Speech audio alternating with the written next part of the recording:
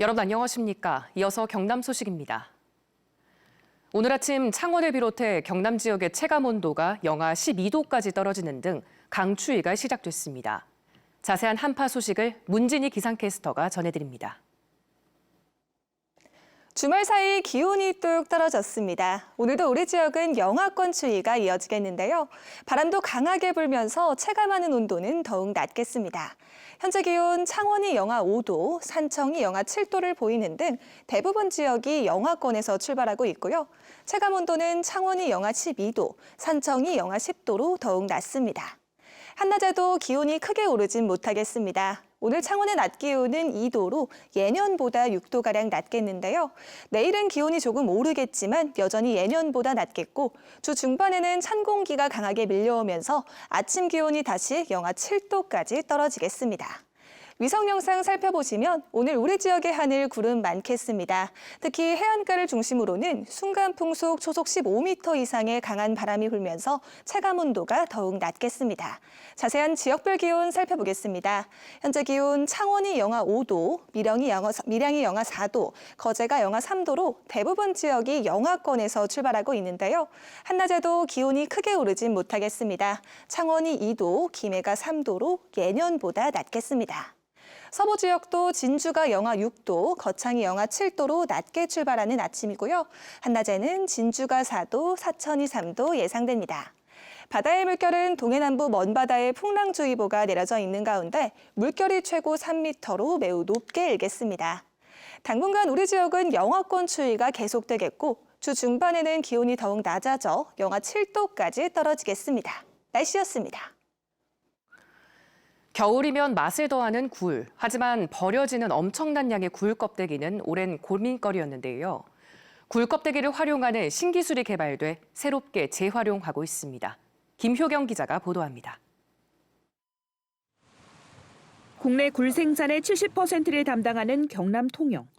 통영에서만 한 해 약 20만 톤의 굴 껍데기가 생깁니다. 절반은 비료 등으로 활용하지만 나머지는 산업 폐기물로 버려집니다. 처리에 골머리를 앓던 굴 껍데기가 새롭게 재활용되기 시작했습니다. 한 초등학교 등하굣길에 가지런히 깔려있는 회색빛 보도블록. 재료는 굴 껍데기입니다.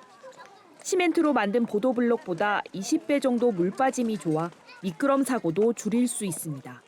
굴을 가지고 이제 이런 자원화해서 그 보도블록을 만들었다는 회사가 우연히 알게 돼가지고 우리 학교에 한번 해보면 좋겠다 싶어서. 처치곤란이었던 굴 껍데기가 보도블록으로 바뀐 건 한 신생기업의 기술 덕분입니다. 탄산칼슘이 주 성분인 굴 껍데기가 물과 반응하면 시멘트와 같은 성분으로 바뀌는 원리를 이용했습니다. 가격도 기존 제품보다 30% 정도 저렴합니다. 강도는 이렇게 상당히 내기 어려운 구조이기 때문에 투수는 작고 우리가 좀 더 기술적인 거를 해서 강도를 좀 보완하면. 굴 껍데기를 비롯해 전국에서 발생하는 수산 부산물은 연간 100만여 톤 규모. 이 가운데 재활용되는 것은 불과 20%도 되지 않습니다. 해양수산부는 2027년까지 수산 부산물 재활용률을 30%까지 끌어올리기 위해 다양한 기술 개발에 1,000억 원을 투입할 계획입니다. KBS 뉴스 김효경입니다. 걷는 속도가 느린 노인들은 횡단보도를 건널 때 마음이 급해지는 경우가 많은데요. 그만큼 사고 위험도 높습니다. 고령 보행자 사고를 막기 위한 보행신호 개선 사업이 진행되고 있어 그 효과가 주목됩니다. 김지훈 기자가 보도합니다. 초록색 보행신호에 차들이 멈춰서 있습니다. 60대 여성이 뒤늦게 횡단보도로 뛰어드는 순간 신호가 바뀌고 25톤 트럭이 여성을 미처 보지 못한 채 그대로 들이받습니다. 여성은 전치 8주에 골절상을 입었습니다. 최근 3년간 횡단보도를 건너다 사고를 당한 65살 이상 고령 보행자는 7,700여 명, 이 가운데 사망자는 448명에 이릅니다. 마음이 좀 조급하죠. 시간을 늘려주면은 저 할머니가 이 횡단보도 건널 때 많이 도움이 될 것 같습니다. 도로교통공단과 건강보험심사평가원이 올해 횡단보도의 보행 시간을 늘리는 시범 사업을 시작한 이유입니다. 고령자가 많이 오가는 요양기관 주변 도로를 중심으로 대구 15곳, 경북 10곳 등 전국 152개 횡단보도에 적용했습니다. 이 횡단보도의 경우 기존 27초였던 보행 시간이 개선 사업을 통해 36초로 늘었습니다. 또 신호 주기를 개선해 보행 신호를 한 번에서 두 번으로 늘렸습니다. 보행자들의 신호 대기 시간을 8% 줄여 신호 위반이나 무단 횡단 사고를 막을 수 있습니다. 보행 대기에 대한 시간도 감소되면서 좀 더 안전하게 보행자들이 건널 수 있는 환경을 조성하게 되었다고 생각합니다. 고령자를 포함한 교통약자의 보행 특성에 맞춘 신호 개선 사업이 교통사고 예방 효과를 거둘 수 있을지 기대를 모으고 있습니다. KBS 뉴스 김지훈입니다. 공직선거법 위반 혐의로 1년 가까이 재판을 받고 있는 홍남표 창원시장에 대한 1심 결심 공판이 이번 주 열립니다. 경남 가야고분군 5곳의 유네스코 세계유산 등재를 축하하는 기념식이 함안에서 열립니다. 이번 주 경남 황재락 기자입니다. 오늘 창원지법에선 공직선거법 위반 혐의로 기소된 홍남표 창원시장의 결심 공판이 열립니다. 결심 공판에선 검찰 측 구형과 변호인 측 변론, 피고인 최후 진술이 예정됐습니다. 홍 시장은 지난해 6일 지방선거를 앞두고 당내 경선에 출마하려던 A씨에게 후보가 되지 않게 할 목적으로 공직을 약속했다는 혐의로 지난해 11월 기소됐습니다. 홍 시장에 대한 재판은 지난 1월 첫 공판을 시작으로 이달 초까지 모두 16차례 진행됐고 1심 선고는 내년 2월로 전망됩니다. 내일 경상국립대 가자 캠퍼스에선 글로컬 대학 비전 선포식이 열립니다. 이 자리에서 경상국립대는 경남의 첫 글로컬 대학으로서 핵심 비전을 선포하고 구체적 추진 전략과 과제를 발표합니다. 경상국립대는 우주항공 방위산업의 거점이 되기 위해 우주항공대학과 우주항공방산과학기술원 등을 신설할 계획입니다. 이번 주 목요일 함안체육관에선 경남 가야고분군의 유네스코 세계유산 등재 기념식이 열립니다. 지난 9월 세계유산에 등재된 국내 가야고분군은 모두 7곳. 경남은 김해 대성동과 함안 마리산, 창녕 교동과 성현동, 고성 송악동과 합천, 옥전 등 5곳이 포함돼 가장 많습니다.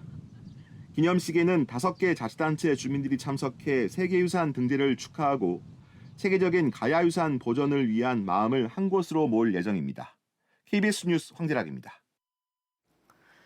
남부 내륙철도 정차역이 들어설 경남시군 5곳의 역세권 개발 밑그림이 최근 용역보고회에서 나왔습니다. 보고회에서 합천은 귀농 귀촌 연계 체류형 관광 거점으로 진주는 우주항공 산업과 연계한 지식산업 육성 거점 구상이 제시됐습니다.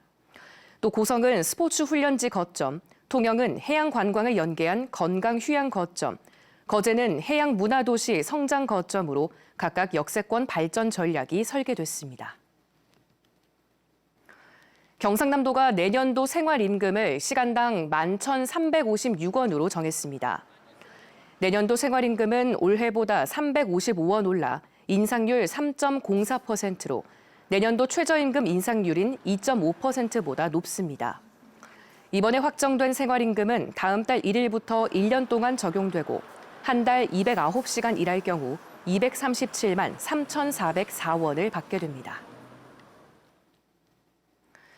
주택도시보증공사가 지난달 발표한 자료를 보면 경남의 민간 아파트 평균 분양 가격이 1제곱미터당 421만 8천 원으로 나타났습니다.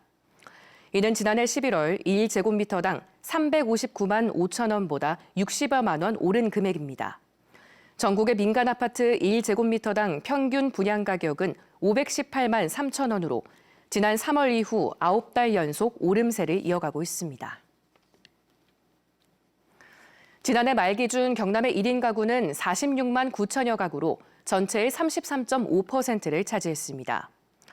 나이별로는 70살 이상이 23.9%로 가장 많았고 60대 20.4%, 50대 17.6% 순이었습니다. 전국 17개 광역시도 가운데 경남의 1인 가구가 차지하는 비중은 6.2%로 네 번째로 많습니다. 경남에서 한 해 생기는 폐건전지의 양이 230여 톤으로 전국 17개 시도 가운데 5번째로 많은 것으로 집계됐습니다. 경상남도는 폐건전지를 종량제 봉투에 버리면 폭발과 대기오염이 생길 수 있다며 폐건전지 함이나 행정복지센터로 반드시 분리 배출해달라고 당부했습니다. 박원순 경남지사가 오늘과 내일 양산과 김해를 차례로 찾아 도민과 함께하는 토크 콘서트를 엽니다. 박 지사는 오늘 양산 비즈니스센터에서 열리는 토크 콘서트에서 양산 지역의 산업과 문화, 복지 등에 대한 주민들의 어려움을 듣고 해결 방안에 대한 토론을 이어갑니다. 이어 내일 김해 경남 콘텐츠 기업 지원센터에서도 지역의 현안 사항을 논의하는 행사를 진행할 예정입니다. 경상남도가 진해신항과 남해 여수 해저터널, 가덕도 신공항 등 공공부문 건설 공사에 지역업체의 참여율을 높이는 데 집중하겠다고 밝혔습니다. 경상남도는 최근 열린 지역건설산업발전위원회에서 올해 10월까지 민간부문 건설 수주가 2조 5천여억 원으로 지난해보다 63% 줄었고 내년에도 민간 건설 투자 위축이 예상된다며 지역의 참여를 높이기 위해 애쓰겠다고 밝혔습니다. 창원시는 올해 리스 렌터카와 같이 자동차 제어업체의 차량 등록에 따른 지방 세입이 2천억 원을 넘길 것으로 보고 있습니다.